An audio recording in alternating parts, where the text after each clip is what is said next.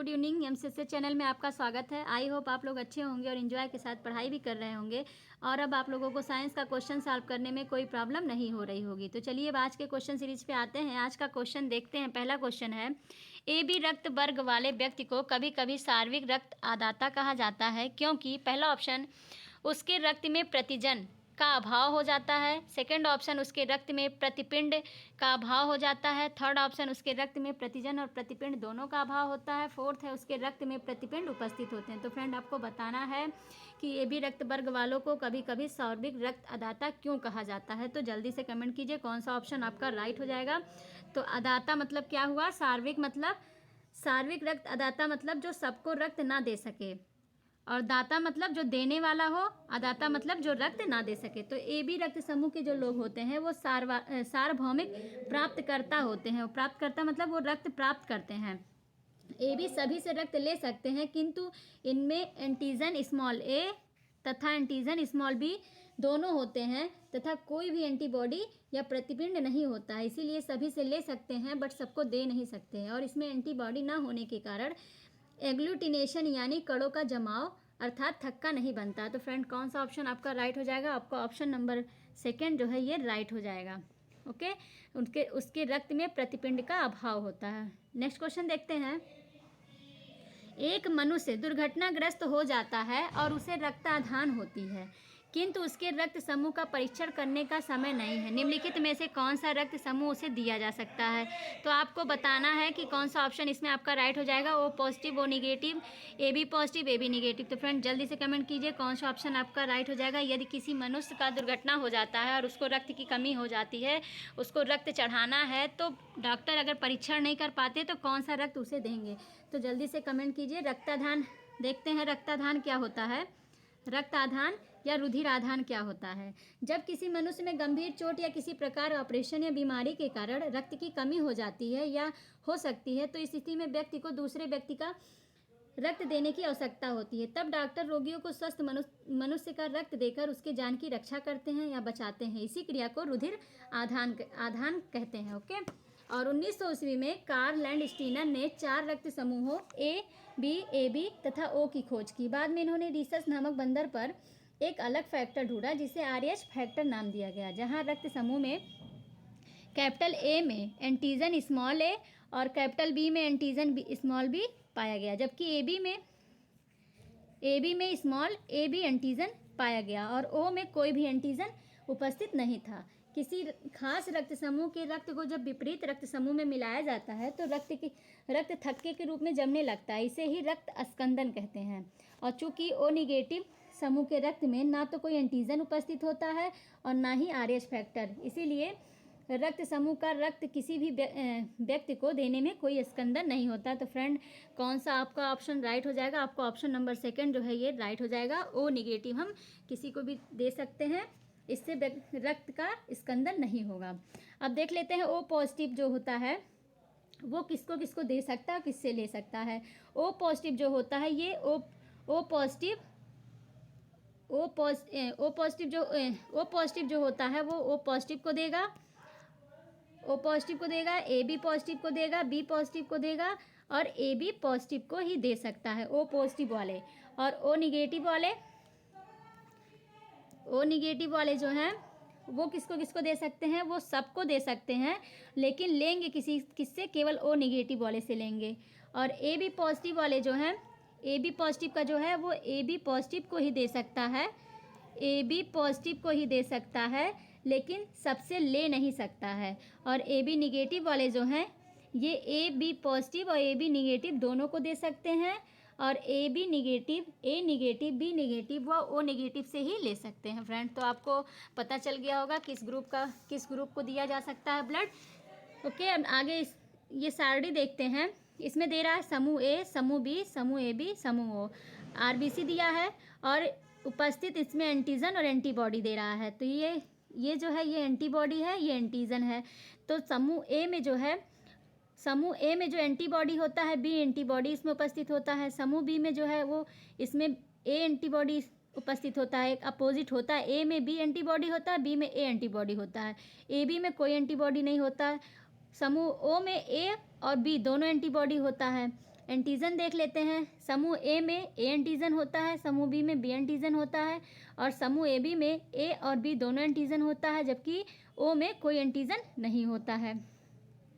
अगला देखते हैं, इसमें दे रहा है ये रक्त समूह के रक्तदाता और रक्तग्राही। रक्तदाता मतलब किसको रक्त दे सकते हैं, रक्तग्राही मतलब किससे रक्त ले सकते हैं। रक्त के प्रकार दिया है A positive, O positive, B positive, A B positive, A negative, O negative, B negative, A B negative.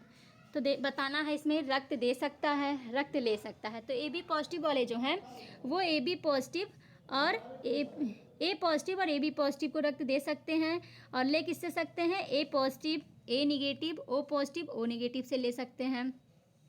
अब ओ पॉजिटिव का देखते हैं। ओ पॉजिटिव जो रक्त दे सकते हैं वो ओ पॉजिटिव को दे सकते हैं, ए पॉजिटिव को, बी पॉजिटिव को, ए बी पॉजिटिव को दे सकते हैं।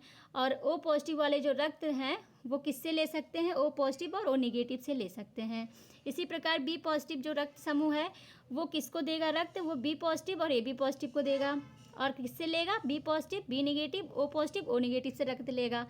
ए बी पॉजिटिव का देखते हैं। ए बी पॉजिटिव वाला केवल ए बी पॉजिटिव को रक्त दे सकता है और लेने के लिए वो किसी से भी ले सकता है। ए बी पॉजिटिव बहुत इंपॉर्टेंट है, ए बी पॉजिटिव सबसे रक्त ले सकता है लेकिन देगा किसी को, केवल ए बी पॉजिटिव वाले को ही देगा। ओके, फिर ए निगेटिव जो है वो किसको किसको दे सकता है, ए निगेटिव वाला ए पॉजिटिव को भी दे सकता है, ए निगेटिव वाले को भी, ए बी पॉजिटिव और ए बी निगेटिव वाले को दे सकता है। और लेगा किससे, ए निगेटिव और ओ निगेटिव वाले से लेगा। ओ निगेटिव देखते हैं। ओ निगेटिव सबको रक्त दे सकता है। ओ निगेटिव और ए बी पॉजिटिव बहुत इंपॉर्टेंट है। ओ निगेटिव वाला सबको रक्त दे सकता है लेकिन लेगा किससे, केवल ओ निगेटिव वाले से लेगा। अगला देखते हैं बी निगेटिव। बी निगेटिव किसको दे सकता है, बी पॉजिटिव को, बी निगेटिव को, ए बी पॉजिटिव को, ए बी निगेटिव को। और लेगा किससे, बी निगेटिव और ओ निगेटिव को से ले सकता है। इसी प्रकार ए निगेटिव किसको किसको दे सकता है, ए पॉजिटिव को और ए निगेटिव को दे सकता है। ले किससे सकता है, A B negative, A negative, B negative और ओ निगेटिव से। तो फ्रेंड इस प्रकार आपको समझ में आ गया होगा कि किस ब्लड के ग्रुप को किस व्यक्ति को चढ़ाना चाहिए जिससे उसको नुकसान ना हो। आपको काफ़ी इससे जानकारी मिली होगी, हेल्प मिला होगा। तो प्लीज़ फ्रेंड इसको आराम से अच्छे से समझने की कोशिश कीजिएगा। ओके, नेक्स्ट क्वेश्चन देखते हैं। रुधिर के प्लाज्मा में निम्नलिखित में से किसके द्वारा एंटीबॉडी निर्मित होती है। आपको बताना है रुधिर के प्लाज्मा में किसके द्वारा एंटीबॉडी निर्मित होती है। पहला option monocyte, second option lymphocyte, third option है एओसिनोफिल, थर्ड ऑप्शन है न्यूट्रोफिल। तो आपको बताना है किसमें रुधिर के प्लाज्मा में एंटीबॉडी निर्मित होती है। तो रुधिर के प्लाज्मा में लिम्फोसाइट द्वारा एंटीबॉडी या प्रतिरक्षी प्रोटीन निर्मित होती है जो कि विष पदार्थों को निष्क्रिय करती है। लिम्फोसाइट सबसे छोटे श्वेत रुधिराणु किंतु संख्या में अधिक होते हैं। इनका केंद्रक जो होता है बड़ा और गोल तथा एक और थोड़ा सा चिपटा होता है। लिम्फोसाइट गश्ती सेना की भांति समस्त शरीर में घूमती रहती है तथा सुरक्षा तंत्र के सारे भागों के बीच सामंजस्य स्थापित करती है और ये प्रायः रक्त के संचलन में भी सहायक होती है। WBC जो होता है ये दो प्रकार का होता है। WBC दो प्रकार का होता है, पहला लिम्फोसाइट और दूसरा है न्यूट्रोफिल्स। तो WBC दो प्रकार का, लिम्फोसाइट और न्यूट्रोफिल्स। तो फ्रेंड इस प्रकार आपका कौन सा ऑप्शन राइट हो जाएगा, आपका ऑप्शन नंबर सेकंड जो है ये राइट हो जाएगा। लिम्फोसाइट जो है रुधिर के प्लाज्मा में एंटीबॉडी निर्मित होती है। ओके, नेक्स्ट क्वेश्चन देखते हैं। मानव के श्वेत रक्त कणों का व्यास होता है लगभग, मानव के जो WBC होता है उसका व्यास कितना होता है। पहला ऑप्शन है 0.007, सेकंड है 0.7 mm, थर्ड है 0.07 mm, फोर्थ है 0.0007 mm। तो फ्रेंड जल्दी से कमेंट कीजिए कौन सा ऑप्शन आपका राइट हो जाएगा। तो WBC जो होता है यह प्रायः मनुष्यों में पाया जाता है और इनकी संख्या RBC से कम होती है। ये दो प्रकार के होते हैं, कणिकामय और कणिका विहीन। तो WBC हमारे शरीर का जो है प्रतिरक्षा तंत्र बनाते हैं। लिम्फोसाइट एक प्रकार का श्वेत रक्त कणिकाएं होती हैं जिनका व्यास 7 माइक्रोन होता है, 7 माइक्रोमीटर होता है, 7 माइक्रोमीटर होता है। और इसको अगर हम mm में लेंगे तो 0.007 mm हो जाएगा। तो फ्रेंड कौन सा ऑप्शन आपका राइट होगा, जल्दी से कमेंट कीजिए। आपका ऑप्शन नंबर फर्स्ट जो है ये राइट हो जाएगा। मानव के जो श्वेत रक्त होता है, WBC का जो व्यास होता है वो 0.007 mm होता है। इस प्रकार आपको समझ में आ गया होगा। अब इस फिगर देखते हैं। इसमें फिगर में दिखाया गया है, ये हमारा वेसल्स है, ब्लड वेसल्स है, उसमें से WBC, RBC और प्लाज्मा प्लेटलेट्स को दर्शाया गया है। तो ये जो रेड वाला है ये आपका RBC है, ये जो छोटा छोटा यहाँ येलो कलर में ऐसे ऐसे है वो प्लाज्मा है, और इधर देखिए ये है प्लेटलेट्स, ये जो बना है ये प्लेटलेट्स है, और ये जो है हल्का बिना कलर वाला ये आपका WBC है। तो फ्रेंड आपको पता चल गया होगा इसमें WBC कौन सा है, RBC कौन सा है, प्लेटलेट्स कौन सा है, प्लाज्मा कौन से है। ऐसे ही सभी व्यक्तियों के शरीर में ब्लड का पार्ट इसी तरह होता है, WBC, RBC, प्लाज्मा और प्लेटलेट्स का। ओके, तो फ्रेंड नेक्स्ट क्वेश्चन पे चलते हैं। WC का बनना तथा RBC का विनाश होता है। पहला ऑप्शन है लसिका ग्रंथि में, सेकंड ऑप्शन प्लीहा में, थर्ड ऑप्शन पैंक्रियाज में, फोर्थ ऑप्शन यकृत में। तो आपको बताना है WC का बनना और RBC का विनाश होना किस में होता है। तो हम आपको इसका आंसर बता दें, जल्दी से आप कमेंट कीजिए कौन सा ऑप्शन आपका राइट हो सकता है। तो इसमें जो ऑप्शन नंबर सेकंड है ये राइट हो जाएगा, प्लीहा में। WC का बनना और RBC का जो विनाश होता है ये प्लीहा में होता है। और प्लीहा जो होता है हमारे शरीर में सबसे बड़ी लसिका ऊतक होती है। शरीर में जो RBC का जीवन काल होता है वो 120 दिन का होता है, 120 दिन का होता है। इसके बाद प्लीहा में इसका विनाश होना स्टार्ट हो जाता है। और WBC मुख्यतः कितने प्रकार के होते हैं, 2 प्रकार के होते हैं, लिम्फोसाइट, न्यूट्रोफिल्स। लिम्फोसाइट का जो निर्माण होता है वो प्लीहा, लसिका ग्रंथि तथा थाइमस ग्रंथि में होता है, और न्यूट्रोफिल्स का जो निर्माण होता है वो अस्थि मज्जा में होता है। तो इस प्रकार फ्रेंड आपका कौन सा ऑप्शन राइट है, आपका ऑप्शन नंबर सेकंड जो है ये राइट हो जाएगा, प्लीहा में। नेक्स्ट क्वेश्चन देखते हैं। रक्त ग्लूकोज स्तर सामान्यतः व्यक्त किया जाता है। पहला ऑप्शन है HG के mm में, सेकंड है मिलीग्राम प्रति डेसीमीटर में, थर्ड है भाग प्रति मिलियन में, फोर्थ है ग्राम प्रति लीटर में। तो फ्रेंड आपको बताना है कि जो ग्लूकोज का स्तर होता है वो किस में मापा जाता है। तो जल्दी से कमेंट कीजिए कौन सा ऑप्शन आपका राइट हो जाएगा। ये रिपीटेड क्वेश्चन है, पिछले टेस्ट सीरीज़ में हम इसमें डिटेल काफ़ी कुछ बताए थे इसके बारे में। तो फ्रेंड आप लोग को अगर याद होगा तो जल्दी से कमेंट कीजिए कौन सा ऑप्शन आपका राइट है। तो बता दें, रक्त में ग्लूकोज की सामान्य मात्रा जो होती है ये 100 ml ग्राम प्रति 100 ml पे होती है। ठीक है, जो रक्त में ग्लूकोज की सामान्य मात्रा होती है वो 100 ml ग्राम प्रति होती है। रक्त ग्लूकोज के नियमन के लिए अग्न्याशय से इंसुलिन नामक हार्मोन का स्राव होता है। इस हार्मोन्स की कमी से रक्त में ग्लूकोज की मात्रा 300 से 500 मिलीग्राम प्रति 100 ml पे रुधिर तक बढ़ जाती है, जिससे मधुमेह या डायबिटीज़ का रोग हो जाता है। और रक्त ग्लूकोज या शर्करा का जो स्तर होता है ये मिलीग्राम प्रति डेसीमीटर में व्यक्त किया जाता है। तो फ्रेंड कौन सा ऑप्शन आपका राइट होगा, आपका ऑप्शन नंबर सेकंड जो होगा ये राइट हो जाएगा। ओके, नेक्स्ट क्वेश्चन देखते हैं। हृदय को रक्त का संभरण करने वाली धमनियाँ कहलाती है। हृदय को रक्त का संभरण करने वाली धमनियाँ कहलाती हैं।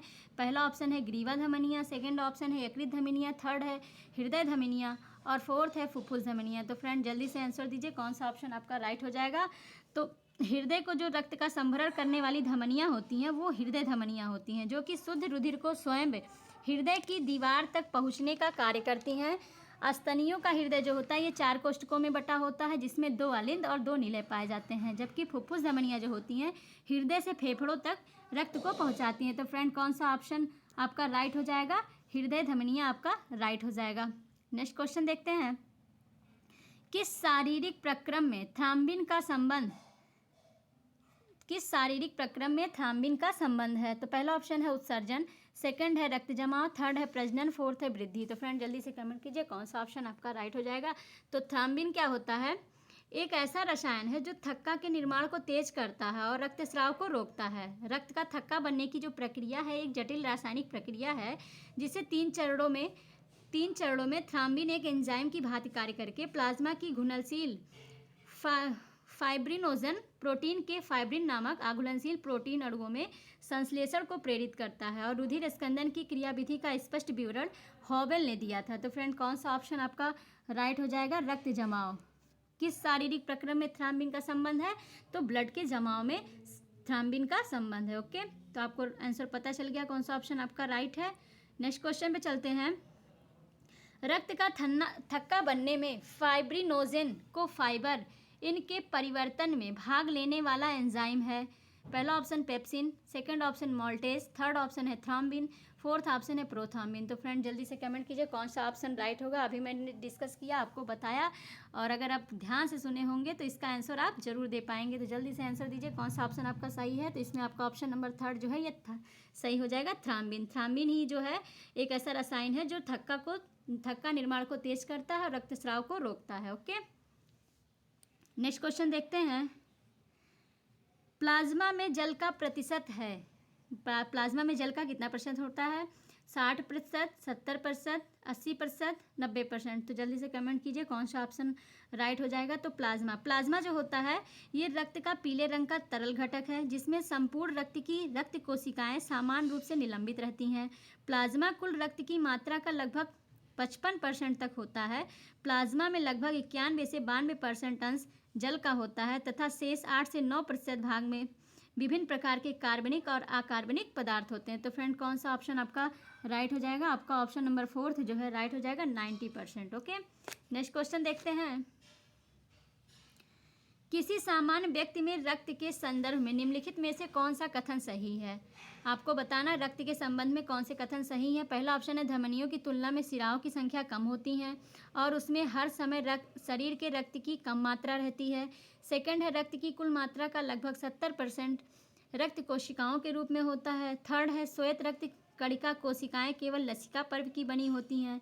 फोर्थ है रक्त में WBC की तुलना में बिम्बाणु अधिक होते हैं। तो फ्रेंड जल्दी से कमेंट कीजिए कौन सा ऑप्शन आपका राइट हो जाएगा। तो रक्त में WBC या ल्यूकोसाइट की तुलना में बिम्बाणु या रुधिर प्लेटलेट्स की संख्या अधिक होती है जबकि RBC की संख्या अपेक्षाकृत कम होती है।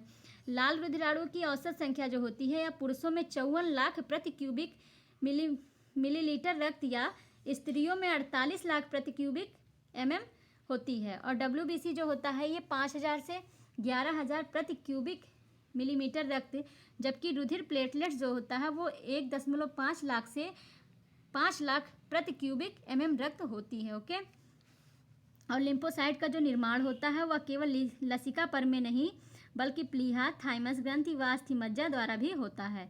और रक्त की जो तीनों कोशिकाएं होती हैं उसमें कुल मात्रा का 45% रक्त जो होता है ये ऊतक या कोशिका के रूप में होता है। तो फ्रेंड कौन सा ऑप्शन आपका राइट होगा? आपको पता चल गया होगा, आपका ऑप्शन नंबर फोर्थ है जो है ये राइट हो जाएगा।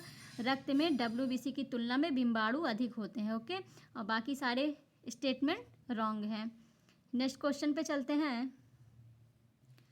अगला क्वेश्चन है किस देश के वैज्ञानिकों ने एक ऐसा कृत्रिम रक्त बनाया जो प्लास्टिक रक्त की किस्में हैं जिसे किसी मरीज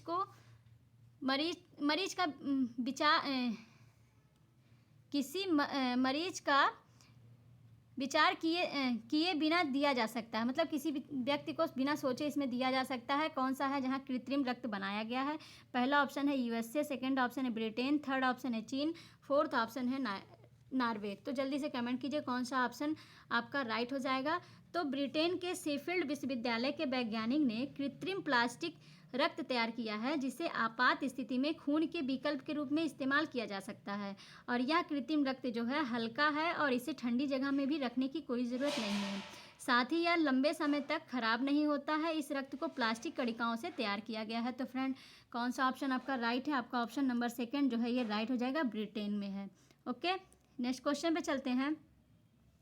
एक सामान्य मनुष्य में RBC की संख्या कितनी होती है? पहला ऑप्शन है 54 लाख प्रति घन मिलीमीटर, सेकंड ऑप्शन है 60 लाख प्रति घन मिलीमीटर, थर्ड है 50 लाख प्रति घन मिलीमीटर, फोर्थ है 55 लाख प्रति घन मिलीमीटर। तो फ्रेंड जल्दी से कमेंट कीजिए कौन सा ऑप्शन आपका राइट हो जाएगा। तो RBC जो होता है ये कोशिकाएं होती हैं, इसमें केंद्रक अनुपस्थित होता है। हीमोग्लोबिन नामक लाल वर्णक के कारण रुधिर का रंग लाल होता है। ये ऑक्सीजन के वहन का कार्य करती हैं। और RBC जो होता है इनका जीवन काल 120 दिन का होता है।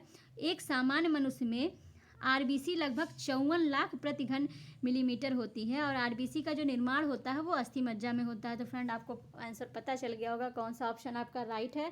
जल्दी से आंसर दीजिए, आपका ऑप्शन नंबर फर्स्ट जो है ये राइट हो जाएगा, 54 लाख प्रति घन मिलीमीटर। ओके, नेक्स्ट क्वेश्चन देखते हैं। आकार में सबसे बड़ी WBC है, आपको बताना है आकार में सबसे बड़ी WBC कौन सा है।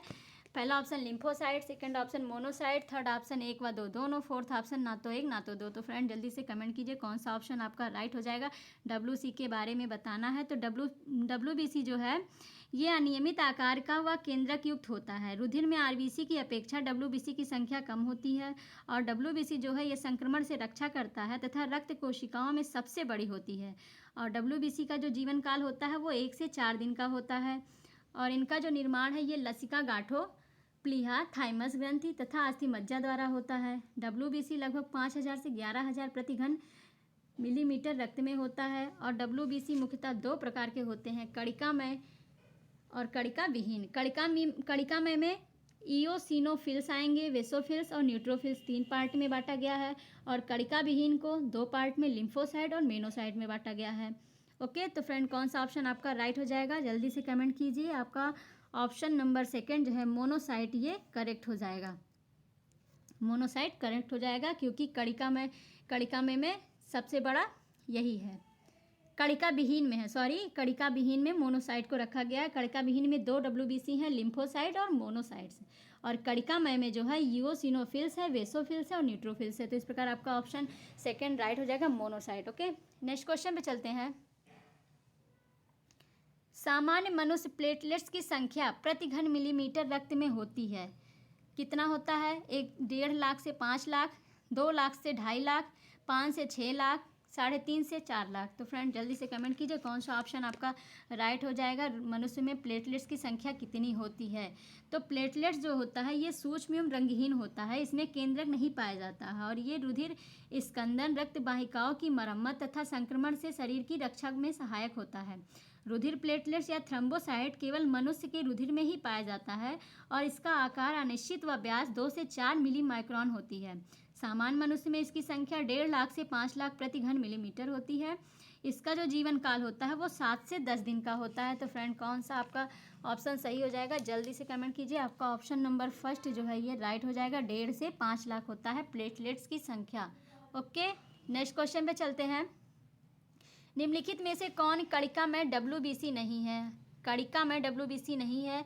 Acidophils, basophils, neutrophils, lymphocytes. तो फ्रेंड जल्दी से कमेंट कीजिए। अभी मैंने डिस्कस किया ऊपर WBC कितने प्रकार के होते हैं, कौन से कणिका में है, कौन से कणिका विहीन है। जल्दी से कमेंट कीजिए, आप लोग को याद होगा कौन सा ऑप्शन राइट है। तो आपका ऑप्शन नंबर फोर्थ जो है ये राइट हो जाएगा, लिम्फोसाइट। लिम्फोसाइट जो है ये कणिका में WBC नहीं है। तो कणिका WBC जो है 2 प्रकार का होता है। कणिका में WBC में 3 पार्ट है, इओसिनोफिल्स या एसिडोफिल्स और सेकंड बेसोफिल्स, थर्ड है न्यूट्रोफिल्स। तो ये तीनों हैं आपके कणिकामय में है। लिम्फोसाइट और मोनोसाइट जो है ये कणिका विहीन है। मोनोसाइट्स जो है ये दोनों कणिका विहीन है। ये दोनों कणिका विहीन है, वो दोनों तीनों कणिकामय है। ओके, ऊपर के जो तीनों लिखे हैं वो कणिकामय में आएंगे और ये कणिका विहीन में आएंगे, मोनोसाइट और लिम्फोसाइट। तो आपका ऑप्शन नंबर फोर्थ जो है ये राइट हो गया। ओके, नेक्स्ट क्वेश्चन देखते हैं। निम्न में से किसके द्वारा लिम्फोसाइट का निर्माण होता है? पहला ऑप्शन प्लीहा, सेकंड ऑप्शन लसिका ग्रंथि, थर्ड ऑप्शन अस्थि मज्जा, फोर्थ ऑप्शन थाइमस ग्रंथि। उपरोक्त में से कौन से कथन सत्य हैं? केवल पहला दूसरा, केवल पहला तीसरा चौथा, केवल दूसरा चौथा, उपयुक्त सभी। तो फ्रेंड जल्दी से कमेंट कीजिए। आप अगर ध्यान से सुन रहे होंगे क्वेश्चन और उसकी डिटेल को तो आपको सॉल्व करने में कोई भी दिक्कत नहीं हो रही होगी, क्योंकि बहुत ही अच्छा क्वेश्चन है और रिपीटेड क्वेश्चन है। मैं बार बार बता रही हूँ उसी के बारे में, वही क्वेश्चन अलग अलग रूप में आ रहे हैं। तो फ्रेंड जल्दी से कमेंट कीजिए कौन सा ऑप्शन आपका राइट हो जाएगा। तो इसमें जो लिम्फोसाइट का निर्माण कहाँ कहाँ होता है? प्लीहा, लसिका ग्रंथि, अस्थि मज्जा, थाइमस ग्रंथि। तो उपर्युक्त सभी, इसमें सभी में इसका निर्माण होता है लिम्फोसाइट का। लिम्फोसाइट जो है WBC के महत्वपूर्ण घटक हैं और ये 2 प्रकार के होते हैं, बी लिम्फोसाइट और टी लिम्फोसाइट। लिम्फोसाइट भी 2 प्रकार का होता है, बी लिम्फोसाइट और टी लिम्फोसाइट। लिम्फोसाइट का जो निर्माण होता है वो लसिका गांठों, प्लीहा, थाइमस ग्रंथि तथा अस्थि मज्जा द्वारा किया जाता है और ये एंटीबॉडी या प्रतिरक्षी का निर्माण करते हैं और शरीर की प्रतिरक्षा तंत्र में महत्वपूर्ण भूमिका निभाते हैं। और एड्स होने पर इनकी संख्या बहुत कम हो जाती है। लिम्फोसाइट की संख्या एकदम कम हो जाती है जब एड्स नामक बीमारी होता है। तो फ्रेंड, इस प्रकार आपका ऑप्शन नंबर 4 जो है एकदम राइट हो जाएगा। लिम्फोसाइट का निर्माण प्लीहा, लसिका ग्रंथि, अस्थिमज्जा और थाइमस ग्रंथि सभी में होता है। ओके, नेक्स्ट क्वेश्चन पे चलते हैं। आकशेरुकी जंतुओं में किस प्रकार का रक्त संचरण पाया जाता है? पहला ऑप्शन खुला परिसंचरण, सेकंड है बंद परिसंचरण, थर्ड है 1 व 2 दोनों, फोर्थ है ना तो 1 ना तो 2। तो फ्रेंड जल्दी से कमेंट कीजिए कौन सा ऑप्शन आपका राइट हो जाएगा। आकशेरुकी जंतु, आकशेरुकी जिसमें रीढ़ की हड्डी ना होती हो, तो उसमें कौन सा परिसंचरण होगा? तो कुछ विकसित आकशेरुकी जंतु जैसे आर्थ्रोपोडा एवं मोलस्का में रुधिर नलियों द्वारा सीमित न रहकर पूरी देहगुहा में स्वतंत्र रूप से बहने लगता है। इस कारण ऐसे जंतु की कोशिकाएं तथा ऊतक के सीधे संपर्क में रहती हैं। इस प्रकार का जो परिसंचरण होता है ये खुला परिसंचरण तंत्र होता है, खुला परिसंचरण तंत्र होता है। और आकशेरुकी प्राणी उन प्राणियों को कहते हैं जिसमें मेरुदंड नहीं होता है और ना ही किसी अवस्था में मेरुदंड विकसित होता है। ओके, और बंद परिसंचरण जो होता है जिसमें रुधिर शरीर की कोशिकाओं के सीधे संपर्क में नहीं रहता है। तो फ्रेंड आपका ऑप्शन कौन सा राइट हो जाएगा? आकशेरुकी में खुला परिसंचरण तंत्र पाया जाता है। ओके, नेक्स्ट क्वेश्चन पे चलते हैं। एक स्वस्थ व्यक्ति में रक्त का परिमाण एक समान होता है, इसका नियंत्रण मुख्यतः किस पर निर्भर करता है? पहला ऑप्शन वाहिकाओं और ऊतकों के पराशर दाब पर, सेकंड है हृदय की संरचना पर, थर्ड है फेफड़े की संकुचन क्षमता पर, फोर्थ है प्लीहा पर। तो आपको बताना है कि अगर एक स्वस्थ व्यक्ति है उसमें रक्त का परिमाण एक समान है तो उसको मुख्यतः किस पर नियंत्रण करना पड़ता है, उसका नियंत्रण किस पर निर्भर होता है? तो फ्रेंड जल्दी से कमेंट कीजिए, आंसर दीजिए कौन सा ऑप्शन आपका राइट हो जाएगा। तो रक्त जो है एक शारीरिक तरल है जो लहू वाहिनियों के अंदर विभिन्न अंगों में लगातार बहता रहता है। और रक्त वाहिनियों में प्रवाहित होने वाला यह गाढ़ा, कुछ चिपचिपा तथा लाल रंग का द्रव्य एक जीवित ऊतक है। वाहिकाओं का जो कार्य होता है वो ऊतकों को ऑक्सीजन पहुंचाना। मनुष्य का जो औसत रक्तचाप होता है वो 120 प्रति 80 होता है। 120 जो होता है ये प्राकुंचन दाब होता है, 80 जो होता है ये पराशर दाब होता है। इस प्रकार आपका ऑप्शन कौन सा राइट है? फ्रेंड जल्दी से कमेंट कीजिए, आपका ऑप्शन नंबर फर्स्ट जो है ये राइट हो जाएगा। जो स्वस्थ व्यक्ति है रक्त का परिमाण यदि समान है तो उसका नियंत्रण वाहिकाओं और ऊतकों के पराशर दाब पर निर्भर करता है। तो नेक्स्ट क्वेश्चन देखते हैं अगले क्वेश्चन पे। अगला क्वेश्चन है, लाल रक्त कोशिकाओं की औसत आयु कितनी होती है? आपको बताना है आरबीसी की औसत आयु कितनी होती है? 60 दिन, 90 दिन, 120 दिन, 150 दिन। तो फ्रेंड जल्दी से आंसर दीजिए कौन सा ऑप्शन आपको राइट होगा। अब तो आपको आंसर इसका पता ही चल गया होगा। इसका जो होता है आरबीसी का जीवन काल 120 दिन का होता है। आरबीसी जो है एक कोशिका होती है, इसमें केंद्रक अनुपस्थित होता है और हीमोग्लोबिन के कारण इसका ब्लड लाल होता है और इसका जीवन काल जो होता है 120 दिन का होता है। इस प्रकार आपका ऑप्शन नंबर 3 जो है राइट हो गया। नेक्स्ट क्वेश्चन पे चलते हैं। रक्त के स्कंदन के लिए 4 आवश्यक घटकों में कौन सा नहीं है? पहला है कैल्शियम, सेकंड है कोशिका भित्ति, थर्ड है फाइब्रिन, फोर्थ है एल्बुमिन। तो आपको बताना है कि इसमें रक्त के थक्का जमने के लिए 4 आवश्यक घटक में से कौन सा नहीं है इसमें से। तो रक्त का जो स्कंदन, रक्त स्कंदन क्या होता है? रक्त की वह प्रक्रिया होती है जिसके द्वारा वह द्रव की अवस्था से अर्ध ठोस की अवस्था में चला जाता है। अर्ध ठोस मतलब जेली वाले अवस्था में चला जाता है और थक्का बना लेता है। और रक्त के जमाव के लिए कैल्शियम आयन आवश्यक होता है। कैल्शियम आयन के साथ मिलकर थ्रोम्बिन एंजाइम जो होता है ये फाइब्रिन थक्का बनाता है जो रक्त को जमा देता है।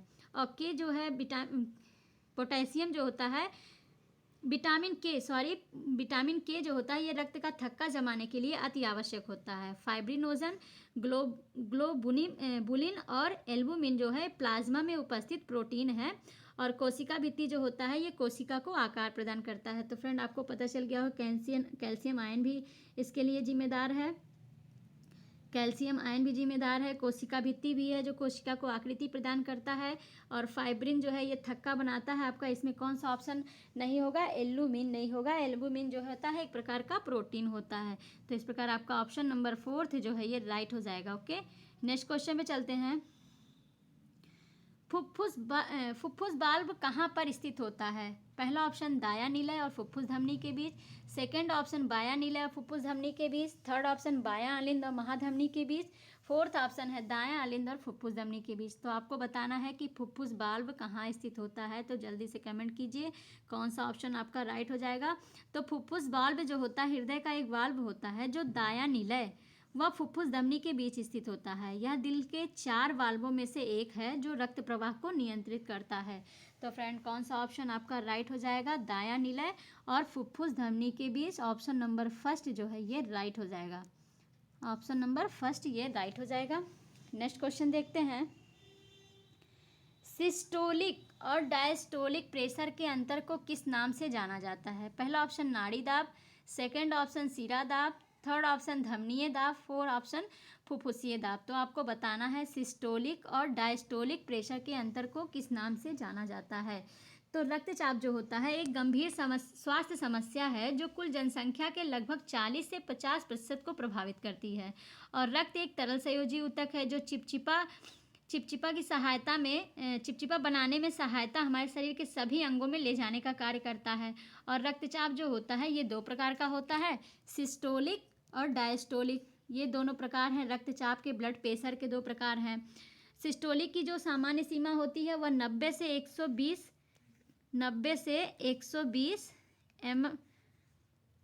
mmHg होता है। और डायस्टोलिक का जो होता है समय सीमा वो 60 से 80 mmHg होता है। ओके, तो इस प्रकार कौन सा ऑप्शन आपका सही हो जाएगा? ऑप्शन नंबर फर्स्ट जो है ये राइट हो जाएगा, नाड़ी दाब। नाड़ी दाब मतलब रक्तचाप या ब्लड प्रेशर होता है। सिस्टोलिक और डायस्टोलिक प्रेशर के अंतर को जो है नाड़ी दाब के नाम से जाना जाता है। ओके, नेक्स्ट क्वेश्चन पे चलते हैं। शरीर के किन भागों में रक्त का प्रवाह तेज होता है? आपको बताना है शरीर के किस भाग में रक्त का प्रवाह बहुत तेजी से होता है। यकृत में, अग्न्याशय में, महाधमनी में, महाशिरा में। तो फ्रेंड जल्दी से कमेंट कीजिए कौन सा ऑप्शन आपका राइट हो जाएगा। तो आपका ऑप्शन नंबर थर्ड जो है ये राइट हो जाएगा। शरीर की महाधमनी में जो होता है ये रक्त का प्रवाह बहुत तेज़ी से होता है और यह शरीर की सबसे बड़ी धमनी है जो बाएं नीले से शुद्ध रक्त शरीर में पहुंचाती है। इस प्रकार आपका ऑप्शन नंबर थर्ड जो है ये राइट है। नेक्स्ट क्वेश्चन देखते हैं और आज का लास्ट क्वेश्चन। मानव कलाई में नाड़ी स्पंदन करती है। पहला ऑप्शन हृदय से द्रुततर, सेकंड है हृदय से मंदतर, थर्ड है उसी दर पर जिस पर हृदय करता है, फोर्थ है हृदय से स्वतंत्र होकर। तो आपको बताना है मानव कलाई मतलब जहाँ पे हम डॉक्टर लोग नब्ज देखते हैं कि चल रहा है वही है नाड़ी स्पंदन। मानव कलाई में नाड़ी स्पंदन करती है किसके बराबर? आपका कौन सा ऑप्शन राइट होगा, जल्दी से कमेंट कीजिए। तो हृदय की जो धड़कन के कारण होती है वो धमनियों में होने वाली हलचल को नाड़ी या नब्ज कहते हैं। और नाड़ी की धड़कन को शरीर के कई स्थानों पर अनुभव किया जा सकता है, किसी धमनी को उसके पास की हड्डी पर दबाकर या नाड़ी की धड़कन को महसूस किया जा सकता है। गर्दन पर, कलाइयों पर, घुटने के पीछे, कोहनी के भीतर भाग पर और ऐसे ही कई स्थानों पे हम नाड़ी का दर्शन कर सकते हैं। ओके, तो इसमें कौन सा ऑप्शन आपका राइट हो जाएगा? आपका ऑप्शन नंबर जो थर्ड है ये राइट हो जाएगा। उसी दर पर जिस दर पर हृदय धड़कता है, जिस तरह हमारा हृदय धड़कता है उसी प्रकार हमारे जो कलाई होती, कलाई मतलब हाथ जो होता है वहाँ का नाड़ी भी उसी के अनुरूप चलता रहता है। तो इस प्रकार आपका ऑप्शन नंबर थर्ड जो है ये राइट हो जाएगा। तो इस प्रकार फ्रेंड आज का क्वेश्चन आप लोगों को पसंद आया होगा और आप लोग एंजॉय के साथ क्वेश्चन सॉल्व किए होंगे और आज के क्वेश्चन सॉल्व करने में आपको कोई भी प्रॉब्लम नहीं हुई होगी। तो आज के लिए बस इतना ही। अब मिलते हैं नेक्स्ट वीडियो में, तब तक के लिए thank you so much all friend.